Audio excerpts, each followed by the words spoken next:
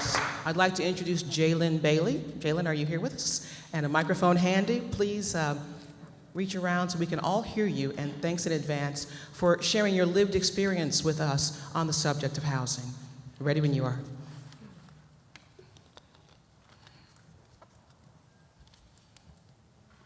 Thank you.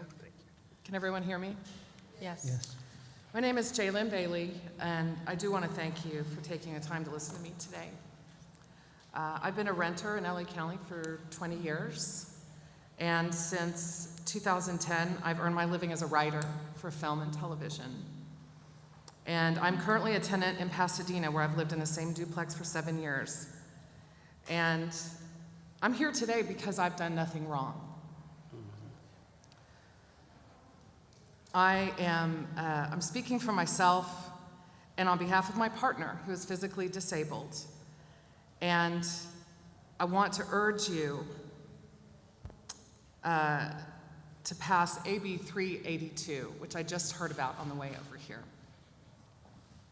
In March 2020, as you and I and everyone in this room looked on in fear and helplessness as the pandemic swept across the world, my landlord looked too. But she saw something else.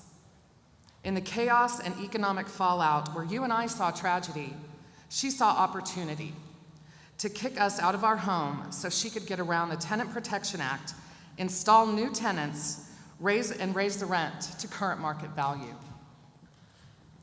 When the governor shut down the state in March, we began to legally defer our rent, first following local, then county, then state law.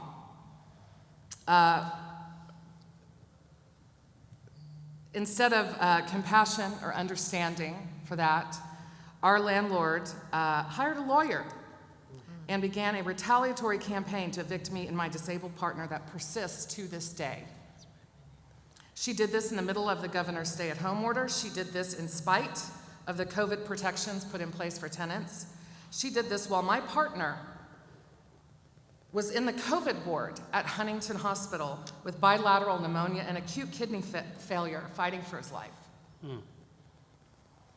Fortunately, thank God, I was connected to the Pasadena Tenants Union and to the Eviction Defense Network, run by the woman sitting next to me right here today, Elena Pop, and my lawyer, Stefano Medina.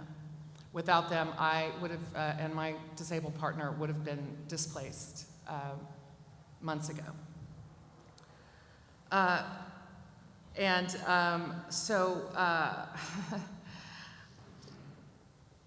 I can't really express the gratitude for them, but they are working miracles daily to keep people housed, and they are working miracles for me, even while my landlord refuses to take the state rental relief money that we applied for on her behalf, that we worked to get for her, and that we have been approved for coming up on 8 weeks now.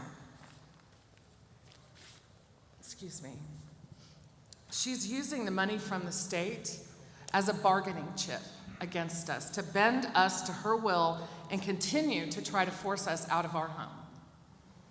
For 15 months, we have been fighting two monsters, COVID and our landlord.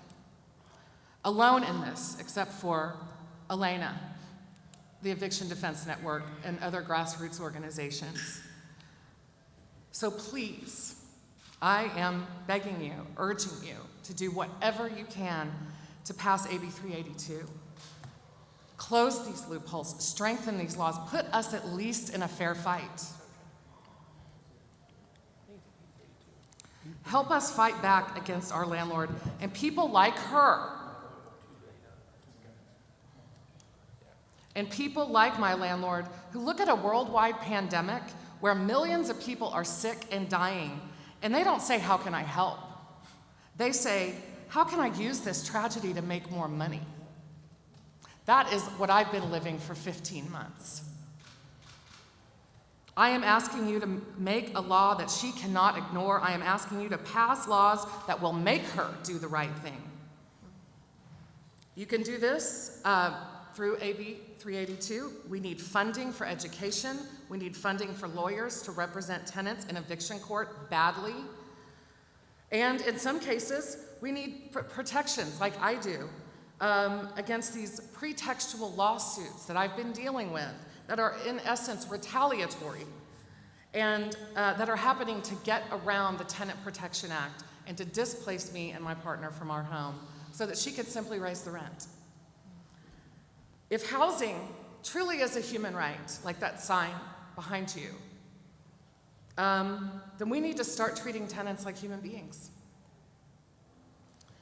And I have the same rights under the law as my landlord, and I want protection for them, so please, thank you for listening to me. Thank you, Jaelyn. Thank you very much.